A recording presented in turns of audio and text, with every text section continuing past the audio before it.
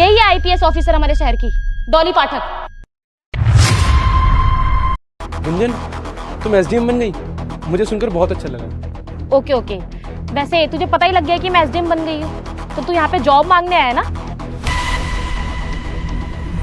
अरे नहीं नहीं, ऐसी कोई बात नहीं है, तुम गलत समझ रही हो। अच्छा, तो तू अपनी वाइफ के लिए जॉब मांगने आया है। वैसे मेरे पास कोई पोस्ट खाली नहीं है। वैसे मैं ऑफिस में बात कर लूंगी, शायद माली की जॉब खाली हो तो तेरी बीवी को मैं वहाँ लगवा दूँ, क्योंकि तुम जैसे गांव के लोगों के ऊपर ना यही काम सूट करेगा। अरे सचिन, तेरी बीवी दिखती कैसी है? आई एम श्योर यार, तेरी बीवी भद्दी दिखती होगी बिल्कुल तेरी तरह। जब भी तूने आज तक उसकी कोई फोटो नहीं दिखाई और ना कभी मिलवाया। और कॉलेज के बाद आज तू मुझे मेरे घर के बारे में मिला है। कॉलेज में तो मैंने तुझे भाव दिया नहीं, तो मैं तुझे यहाँ भाव दे दूंगी। खैर, अब तू मुझे मिल ही गया है तो छोड़। मैं तुझे एक बात बताऊँ, आज मेरे घर पे कौन आने वाला है? इस शहर की नई आईपीएस डॉली पाठक। तूने सिर्फ उनका नाम सुना होगा, और वो जब यहाँ आएंगी ना तो चल मैं तुझे भी मिलवा दूंगी। ये मत सोचू मैं तुझे अपना दोस्त बोलकर मिलवाऊंगी, तुझे मैं एज अ नौकर इंट्रोड्यूस करवाऊंगी उससे। वैसे मैडम को ना अभी 10-15 मिनट लगेंगे आने में, लेकिन तेरी इतनी औकात नहीं है कि हम तेरे को अपने घर लेके जाएं। चल मैं एक काम करता हूँ, मैं तेरे को अपने पूरे घर का गेस्चर ना अपने फोन में ही दिखा देता हूँ। ये देख, ये सोफा देख रहा है, पूरे 1.5 लाख रुपए का है। और ये झूमर देख रहा है, झूमर तुम तो कभी सपनों में सोचा भी नहीं होगा ऐसा झूमर लगवाने की। पूरे 2 लाख रुपए का झूमर है। अरे तू ये सब छोड़, ये गाड़ी देख रहा है, पूरे 25 लाख रुपए की है। और हाँ, ये ब्रेसलेट देख रहा है, पूरे 5 लाख रुपए का है। और हाँ यार, मेरे को वैसे भी तेरे को देख के ना बहुत ज़्यादा तरस आता है। काश तेरी भी हमारे जैसी नौकरी होती ना, तो आज हमारी तरह ऐश काट रहा होता तुम्हें। मेरे पास जितना है ना, मैं उतने में ही खुश हूँ। मुझे दुख तो सिर्फ इस बात का है कि तुम दोनों आज भी बिल्कुल नहीं बदले और पहले की तरह ही पूरे घमंडी के घमंडी हो। तेरी इतनी हिम्मत, तो मुझसे जुबान लड़ा रहा है। तू ना कॉलेज टाइम से ही गरीब था, पहले भी गरीब था और अब भी गरीब ही है। अगर मैं यहाँ से चला गया तो कहीं तुम दोनों को पछताना न पड़े, सोच लो। पछताएगा तो तू। अब देख क्या रहा है, चुपचाप निकल जा यहाँ से। लो देखो, आ गई इसकी बीवी, गंवार ही लग रही है इसकी तरह, और वैसे भी साड़ी पहन के आई है। सनी, तुम ये क्या बोल रहे हो? यही है आईपीएस ऑफिसर हमारे शहर की, डॉली पाठक। आज मैम छुट्टी पर है और मैम को सिंप्लिसिटी बहुत पसंद है। आइए मैम, चलिए घर चलते हैं, हम आपका इतनी देर से वेट कर रहे थे। कोई कहीं नहीं जाएगा। तुम लोगों को मेरी वाइफ को देखना था ना, आ गई मेरी वाइफ। मैम, ये आपके हस्बैंड है? हाँ, ये मेरे हस्बैंड है। क्यों, क्या हुआ?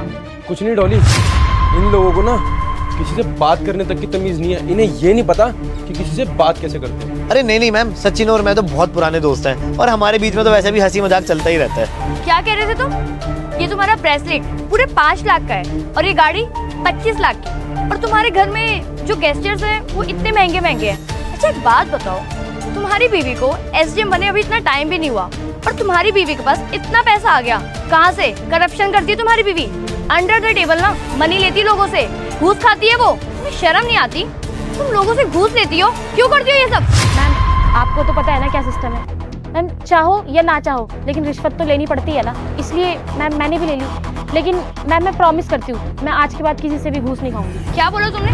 लोग करते हैं इसे, तुम भी करती हो। एक तो गलती करती हो, ऊपर से अपनी गलती पर पर्दा डालती हो। तुम्हारे अंदर थोड़ी सी भी शर्म है?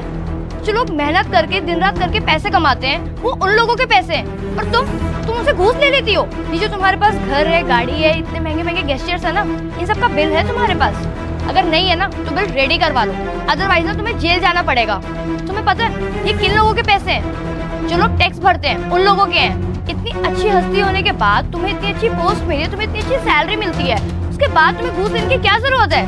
मैं आप लोगों को बताने आई थी कि मैं आप लोगों के डिनर करने नहीं, आप लोगों को वार्न करने आई थी कि जो आप लोग इतने दिनों से करप्शन कर रहे हैं ना, आप लोग रेडी हो जाइए जेल जाने के लिए। जेल? Sorry ma'am. तुम्हें पता भी है दोस्त का मतलब क्या होता है? तुम्हें इतने दिनों बाद सचिन मिले हैं और तुम उनको डिसरिस्पेक्ट कर रहे थे। अरे इतने दिनों मिलने के बाद तुम लोगों को उनसे मिलना चाहिए, और तुम लोग क्या कर रहे थे? उनकी बेइज्जती कर रहे थे। शर्म आनी चाहिए तुम्हें, तुम इन्हें अपना दोस्त बोलते हो। अच्छा एक बात बताओ, तुम्हारी बीवी को एसडीएम बने अभी इतना टाइम भी नहीं हुआ और तुम्हें पता है ना कि ये सारा पैसा करप्शन से आ रहा है, और मुझे तो लगता है ना कि इन सब में ना तुम्हारा पति भी मिला हुआ है। तुम्हें पता है ये सारा पैसा कहाँ से आता है? पब्लिक का ये सारा पैसा, करप्शन का ये पैसे मैं उन्हें वापस दिलवा के रहूंगी, और साथ ही साथ ना तुम दोनों को इसका फाइन भी भरना पड़ेगा। मैम प्लीज, मैम मुझे एक और चांस दे दीजिए, मैं आज के बाद ऐसा नहीं करूँगी। तुम क्राइम तो तब करोगे ना जब मैं तुम्हें जेल से बाहर आने दूंगी।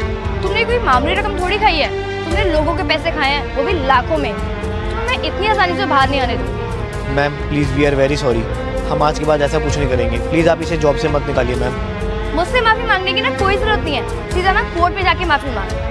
और उन लोगों को भी पता है कि तुमने कोई मामूली घपला नहीं किया है, तुमने करोड़ों में लोगों का पैसा खाया है। निकलो यहाँ से।